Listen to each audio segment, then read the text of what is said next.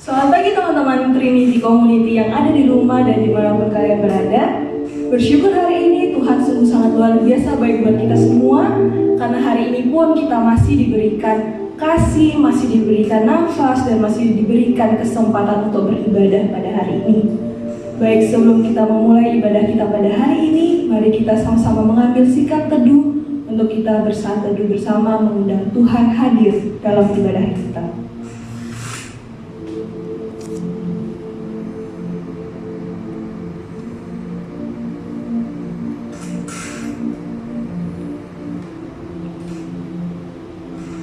Pertolongan ibadah kita adalah dalam nama Tuhan yang menciptakan langit dan bumi. Turunlah kiranya kasih karunia dan damai sejahtera di antara kita sekalian. Amin.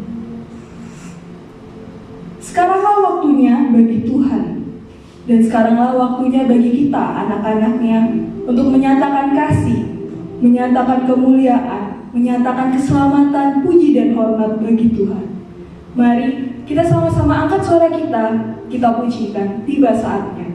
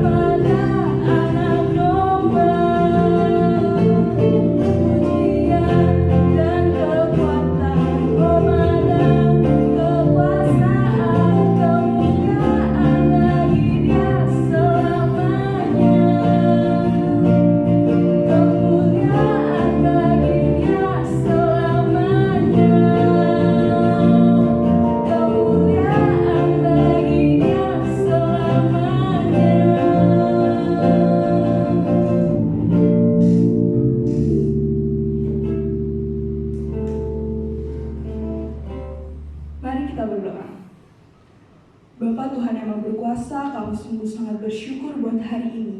Karena kasih-Mu, karena penyertaan-Mu, kami boleh hadir di tengah-tengah dunia ini Bapa. Kami boleh merasakan sejuknya udara, kami boleh merasakan apa yang telah Kau berikan kepada kami Bapa. Pada hari ini Bapa, di tengah-tengah kami harus beribadah di rumah, tapi izinkanlah Engkau hadir Tuhan di tengah-tengah ibadah kami ini Bapa. Berkati kami berdoa juga buat teman-teman kami yang sedang melemah tubuh. Kiranya Tuhan yang memberkati, Tuhan yang memberikan kekuatan.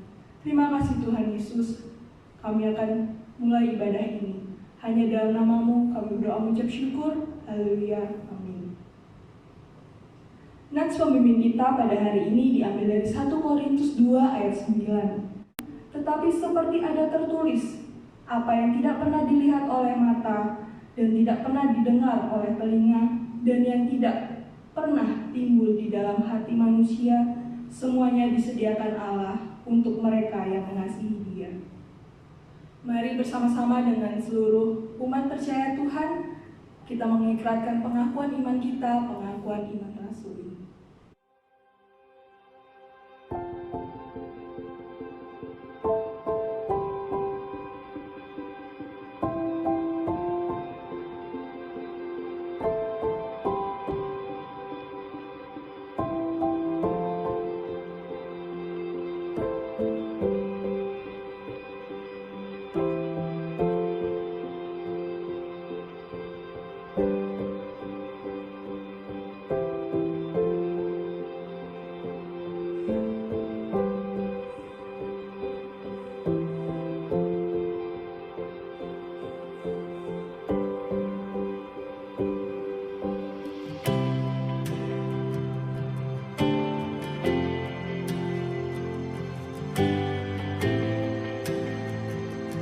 Tuhan selalu ada di saat senang, Ia bahkan ada saat badai kehidupan kita datang. Ia Allah yang menaungi kehidupan kita. Sebelum mendengarkan kebenaran kasih-Nya, mari kita angkat suara kita pujikan lingkupiku.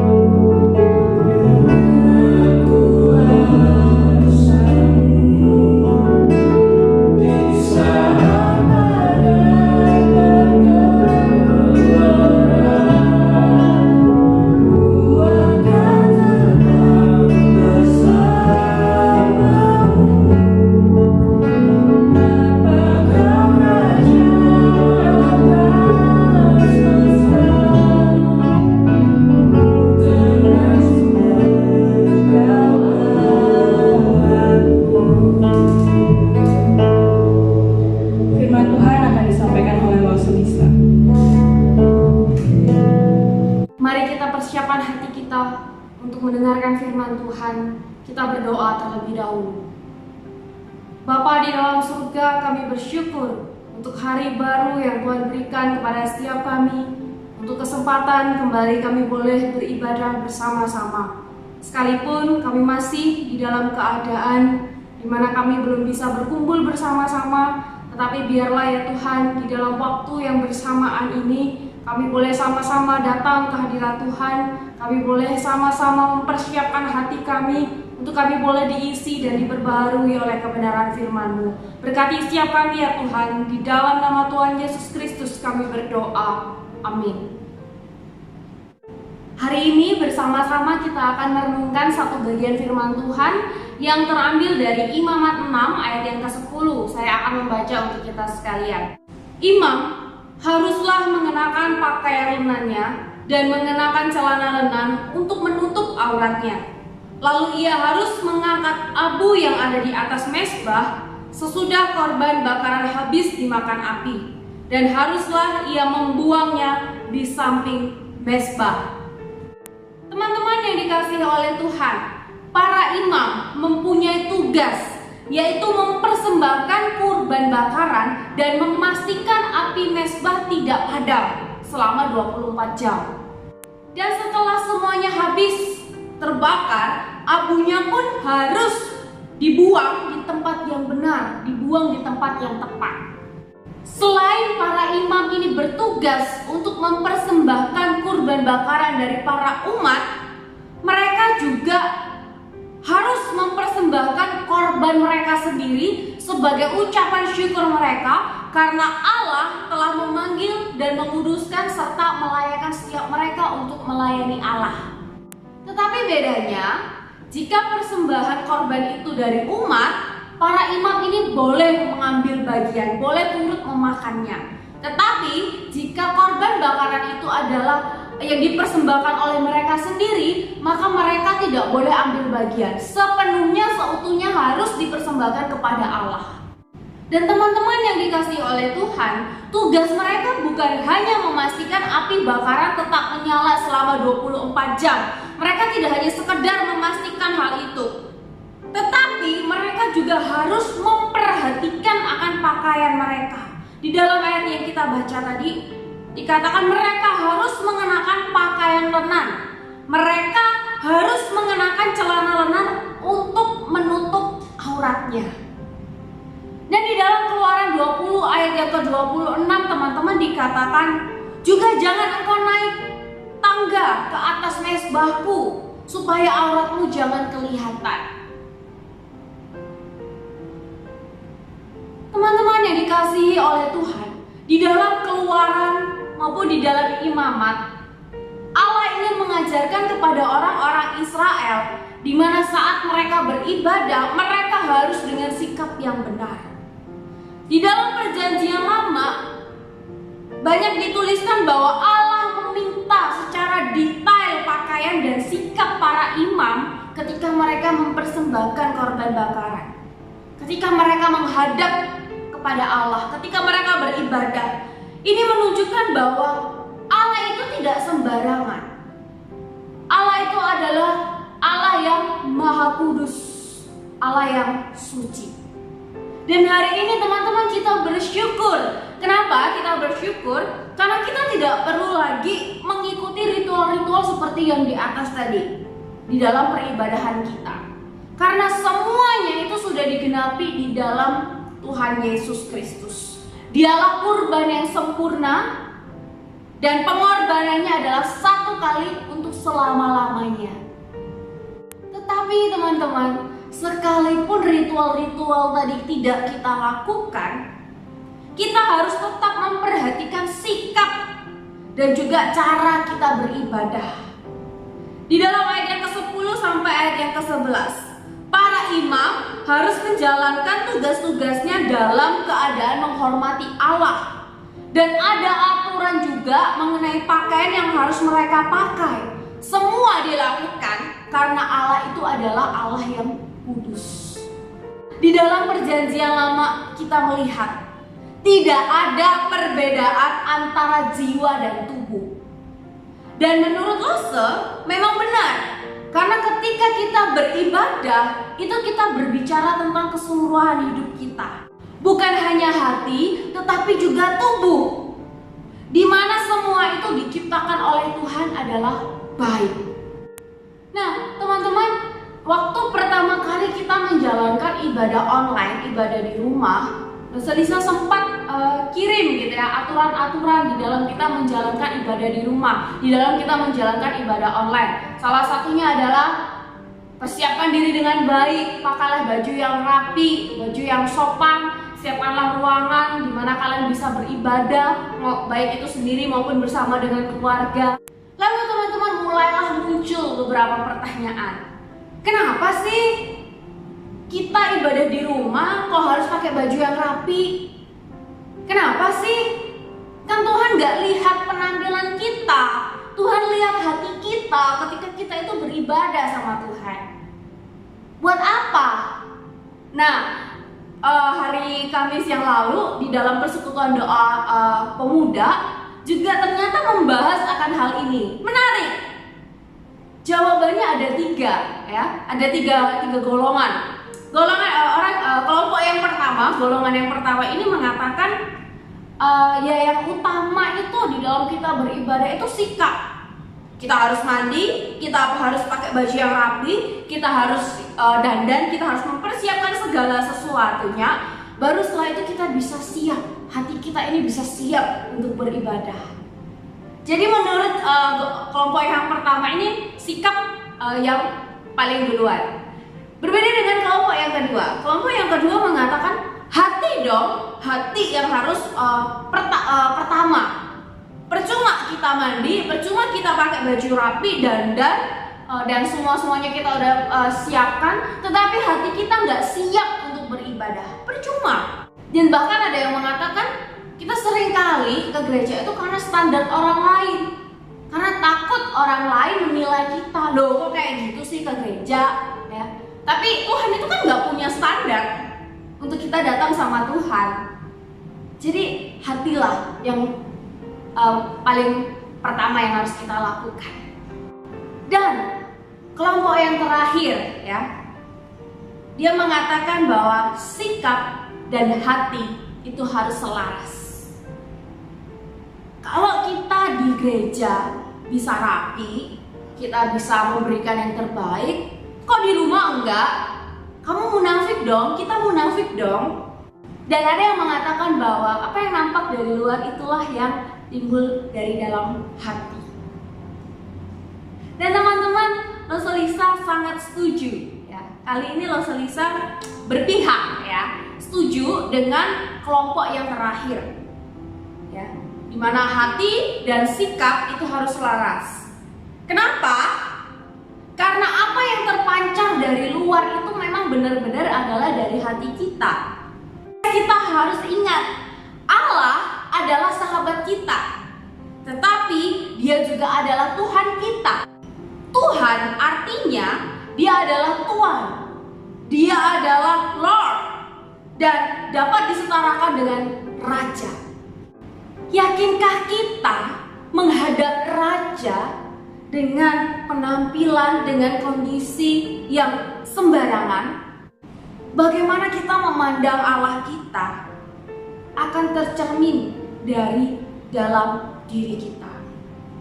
Kalau kita mau lamar kerja, kita harus setrika baju kita harus pilih baju yang terbaik yang kita punya. Dan kalau kita juga mau ke sekolah, kita harus setrika, kita harus lengkap dengan atribut-atribut yang ada. Kita persiapkan diri kita dengan baik. Masa ketemu Tuhan kita sembarangan? Loh, Tuhan kan gak lihat penampilan kita, Tuhan lihat hati kita. Gimana coba nih kalau ada orang miskin, istilahnya ya mungkin ada gelandangan, datang ke gereja mau beribadah dengan pakaian yang acak-acakan, dengan kondisi ya serba terbatas. Apakah Tuhan gak terima dia? Guys, kalau itu memang pakaian terbaik yang dia punya, yang dia miliki, itu artinya dia sudah memberikan yang terbaik buat Tuhan. Ingat, kisah janda miskin yang memberikan persembahan 2 keping. Lalu Tuhan berkata bahwa dia telah memberikan yang paling banyak. Loh, kok bisa? 2 keping aja kok dibilang paling banyak. Ingat teman-teman, janda miskin ini memberi seluruhnya, keseluruhan yang dia punya dia persembahkan kepada Tuhan.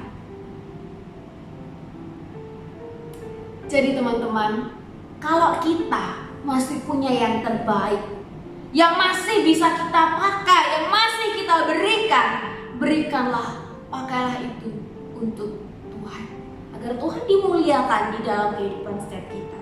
Teman-teman yang dikasihi oleh Tuhan, sikap dan hati haruslah selaras.